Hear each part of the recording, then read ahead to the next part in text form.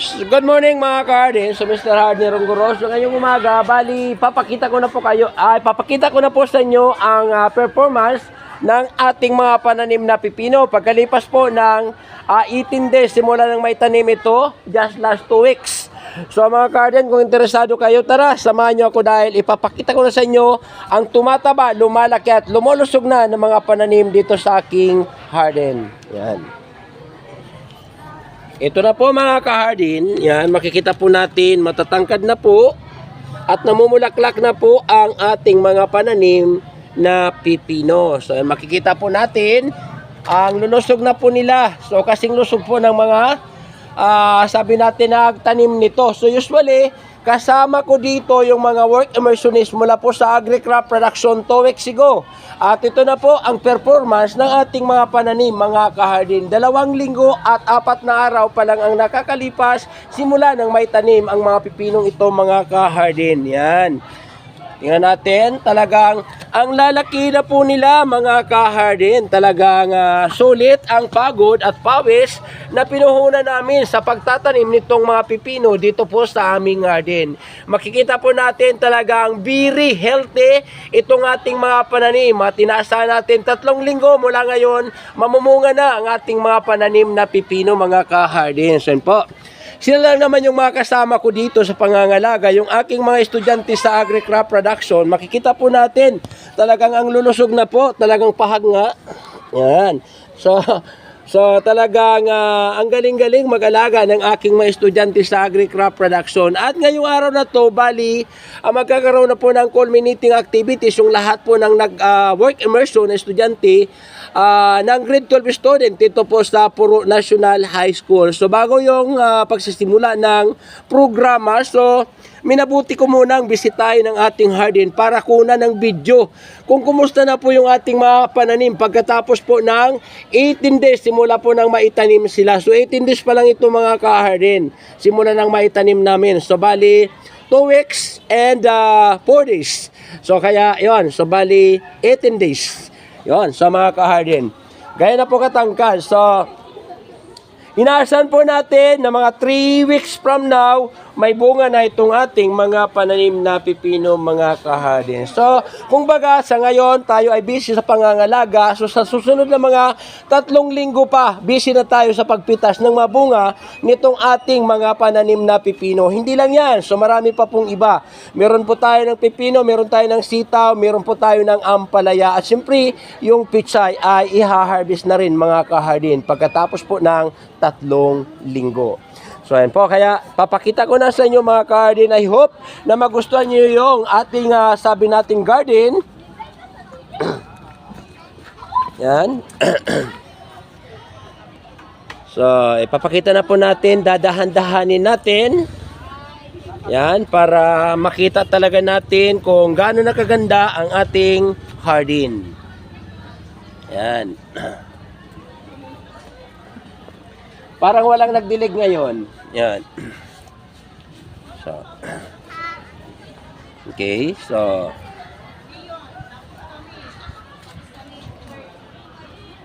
Yan, may nahuli akong tayangaw. Yan. So. Tinitingnan po natin, i-check na po natin kung malusog ang ating mga halaman. Yan. So, namumuna pala yung bunga. Yan, maliit oh. So, may namumuna palang bunga dito sa ibaba. So, yan, mga ka-Hardin. So, may mga bunga na. Yan.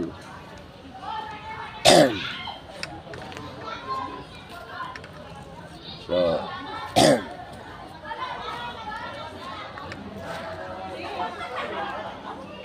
so, ayan, mga ka-Hardin, maganda na po ang ating pipino plantation. Yan, makikita po natin, maganda na po ang ating pipino plantation. Ngayon, dadako po tayo sa ating sitaw plantation. Ito naman po, mga ka-Hardin. So, ngayon po, magsisimula na po tayo sa pagputol ng, sabi natin, ugbos sa ninaton mga tanom na latoy para magsaringsing na po ang aton latoy, no? para tumaba na. So, kinakailangan magputol na po kita sa nugbos. Putolo na nugbos para magsaringsing kag magdamo ang bunga sa aton tanom na latoy. So, amo po yung sikreto mga ka-harden. Putulo na nato ni na siya. So, ini natin pinutol, pwede man natin nila utanon. Sakot natin sa hakata, ginisa na hakata, manamit po yung ugbusan latoy.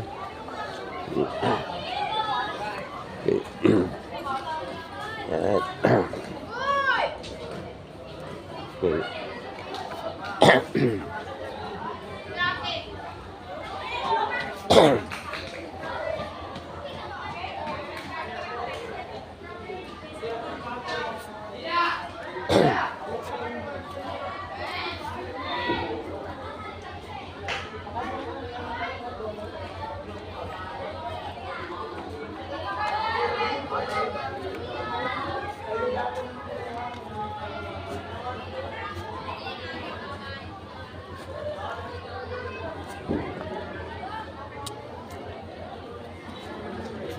Pag nakasampung na po na ugbos, kinakailangan putulo na para magsaringsing kag magtabaan aton tanom na latoy. Okay. Yan. So, ayan na po. Dito naman tayo sa kabila.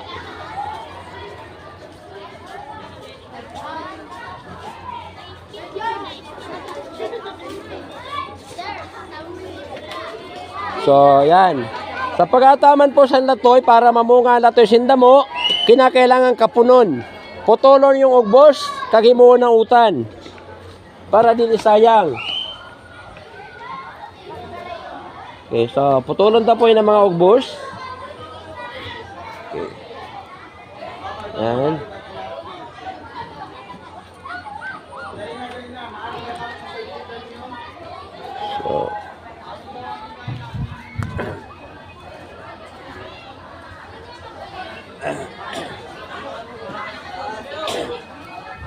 So, ayan po.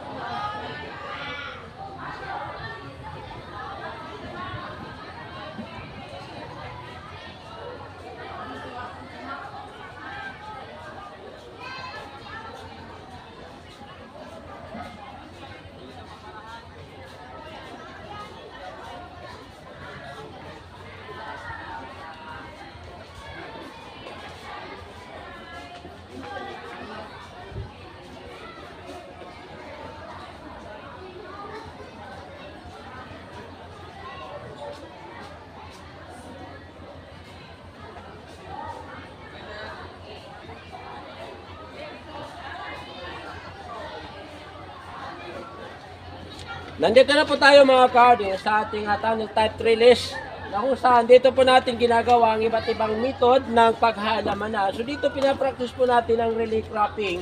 Ang ibig sabihin po ng relay cropping, nagko-compete po yung iba't ibang mga halaman.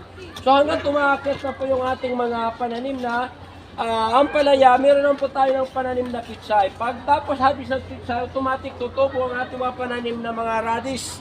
At dito sa bandang kanan, makikita po natin meron na po ng trellis. So ito naman ay nakaanda para sa ating sitaw. So ito naman tinatawag natin na multi-story cropping. So yan, so iba-ibang gulay sa isang lugar ay tinatawag po na integrated or tinatawag po natin na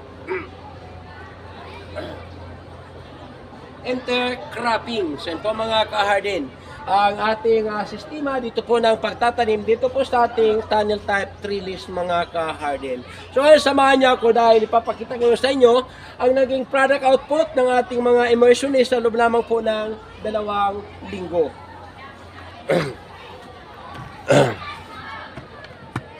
So mga ka-harden, so itong mga piksay natin ay tanim natin to 2 linggo ang at ngayon po ipapakita ko na ito ay umabot na para po sa araw na ito mga ka-harden.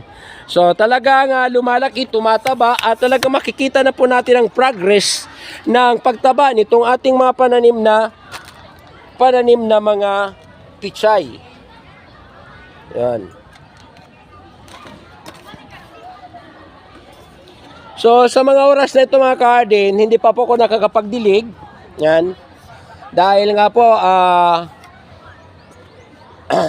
masyadong complicated po yung ating time. So napakarami po na sabi natin ginagawa natin sa mga araw na ito dahil po talagang pinaghahanda natin ang nalalapit po na validation ng gulayan sa paralan sa nalalapit po na March 11. So i-evaluate na po yung aking harden pagdating po ng March 11 mga ka-harden. Sana makahabol itong ating mga pananim mga ka-harden. Yan.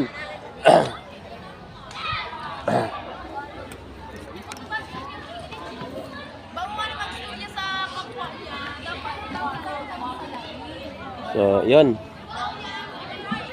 Kinakailangan makultivate at madiligan itong ating mga pananim dahil masyadong mainit ngayon ang sikat ng araw, mga ka-harden. So, yun.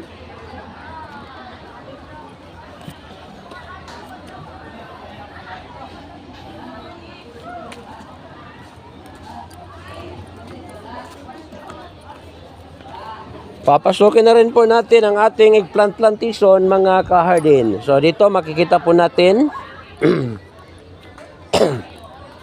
meron na po ng mga talong at expected po na harvesting. So sa pagdating mismo ng ating mga panauhin, so bali harvest natin tong bunga ng ating mga talong. Dito naman po mga ka-harden, makikita po natin ating lettuce plantation. Yan. Ng ating lettuce plantation.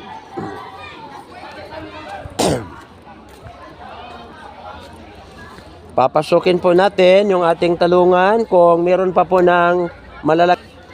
So far meron pa naman. So yan, may mga bunga yung ating talong. So ang nagtatago lang. So yan. So, inaasahan po natin na by March 11, mas marami tayong ma-harvest para ipakita po sa ating mga panauhin na magbabalidit po ng ating gulayan sa paaralan. At dito po sa side, makikita po natin, tumataba na rin yung ating mga pananim na pipino dito mga ka-harden. Yun.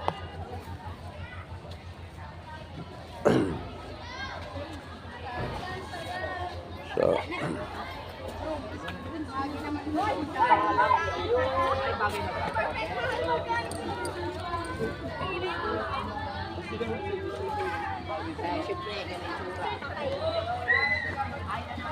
yan, so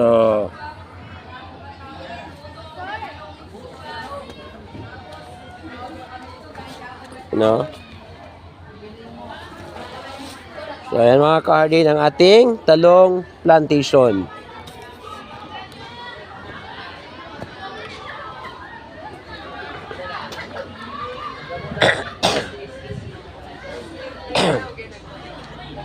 Dito naman po tayo sa ating lettuce na containerized. Yan.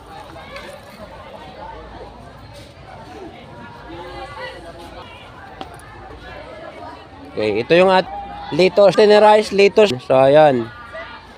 So, wala man tayo ng malaki tayo makapagtanim ng gulay sa pamamagitan ng containerized gardening tulad nito mga ka-harden. So, ayan, makakapagtanim tayo ng pichay kangkong at saka lettuce sa mga half gallon. Yun po. So, pwede naman pag tayo makakapagtanim, gamit po ang spare tire. Ito yung mga sirang guma. So, imbaka lamang po natin ng mga lupa at pwede na po tayong magtanim. Yan, mga ka-harden, makikita po natin. So, sa taong masipag, walang imposible. So, lahat ng mga problema sa harden, nagagawa ng paraan. Punta po tayo dito, mga ka-harden. Ito naman yung ating tinatawag na overhead trellis. Ito yung trellis natin na pang matagalan mga ka-harden. Kung gagawa ka rin lang naman ng trellis, siguraduhin na natin na ito ay made out from bakal. So po, kasi likas na, matibay, matatag at durable. So panghabang buhay. Yan. So, dito naman po mga ka-harden, makikita po natin na ang mga puro faculty ay talagang very artistic. Makikita po natin ang mga galon na kung baga wala ng pakinabang, nagawa nating artistic at talagang very attractive na taniman.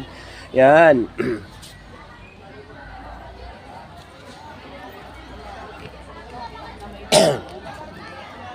Kaya mga ka-harden, paunawa lamang ang mga bagay na sa palagay nyo wala ng pakinabang, i-recycle natin dahil ito ay magiging kapaki-pakinabang. Tulad po nito mga ka-harden, yung mga 1.5, itinatapon lang natin kung saan-saan. Ngayon ginawa po natin itong bubuyog. Ano, bubuyog? Ano ba? Ini ang kuan, ano yan? Oh, B. Okay, so, ginawa nating B. O, putyukan. No, putyukan. Yan, tingnan po natin. So, naging attractive na po siya na taniman mga ka-harden. So wag natin lilimitahan ang ating kakayahan. So maging innovative at masipag lamang sa pag-discovery dahil ang kakayahan ay walang limitation o walang boundaries at walang limitation mga ka-harden.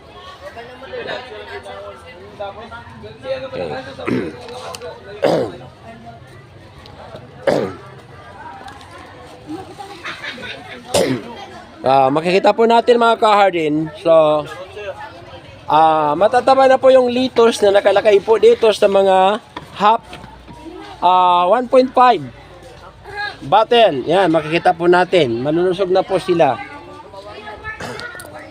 So, dadako po tayo dito sa floating garden. Meron po tayo dito ng floating garden mga ka-harden. Itong lettuce tinanim po natin sa tubig. Ito ay tinatawag natin na floating lettuce garden.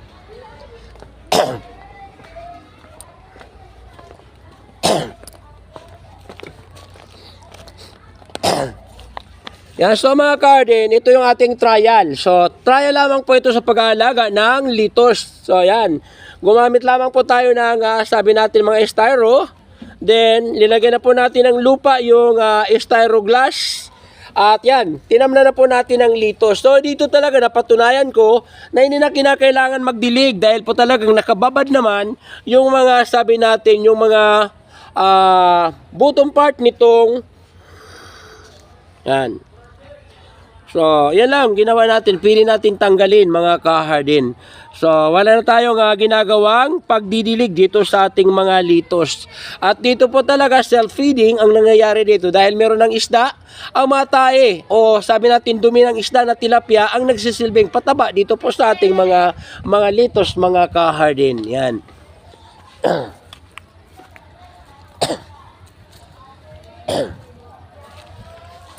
Yan, so buhay na buhay ang lettuce. So bali isang linggo na po na hindi natin dinidiligan itong mga lettuce na inilagay po natin dito sa ating floating lettuce garden. So ayan po, inaasahan po natin na paparamihin pa natin itong ating lettuce sa mga darating na araw. So ito ay trial lamang. So subukan po natin kung gaano kaepektibo ang pag-aalaga ng lettuce nang sabi natin hindi gumagamit ng hydroponic o ibang facilities maliban sa tubig.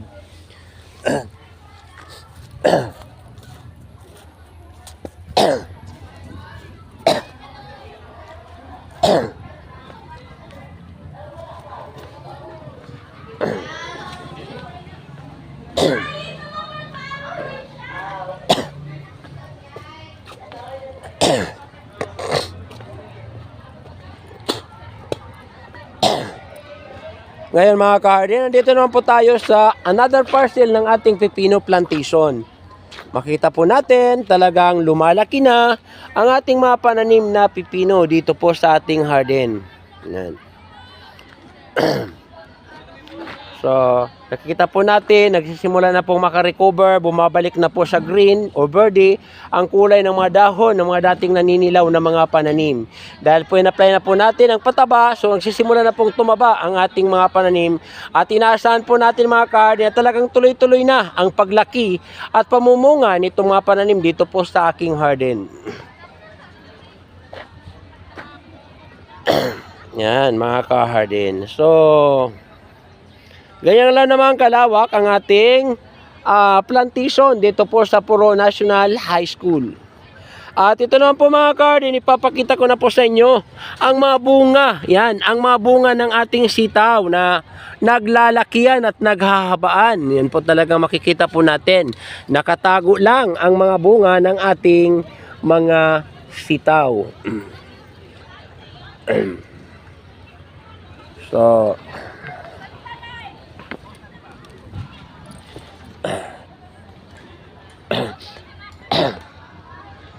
yan, so bali marami na pala nang pwedeng i-harvest na bunga para sa araw na ito mga ka-hardy.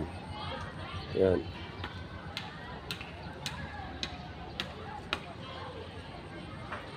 So, kailangan. Okay.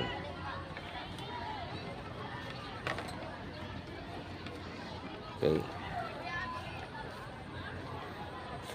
So, pwede na tayong mag-harvest ng bunga ng ating mga sitaw para po sa araw nito, mga ka-hardy. Kailangan lamang natin ng buyer.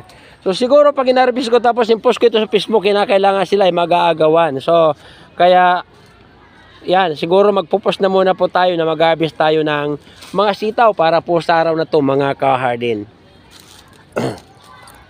So, marami na po ang bunga.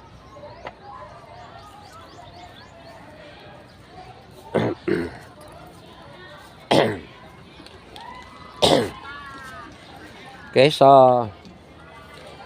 1 meter. So ang haba ng ating sitaw parang magwa 1 meter, malapit mag 1 meter. Yan.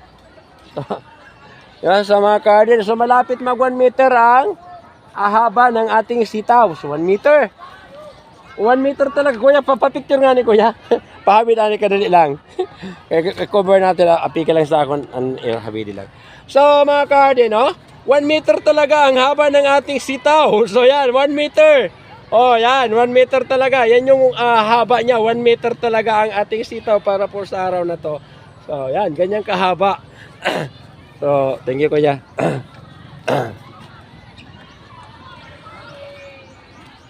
So,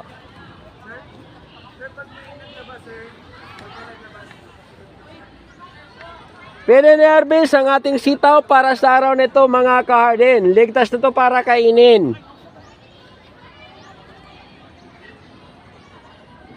Okay.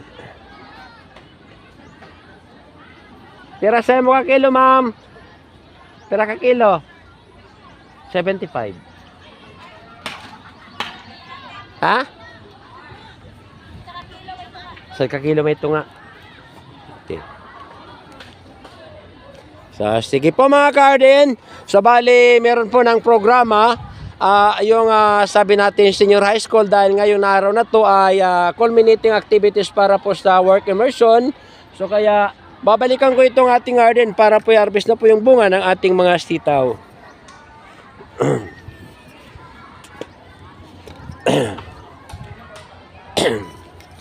Maraming salamat mga ka-hardy. So, again, my next video. Bye-bye. God bless us all and follow for more.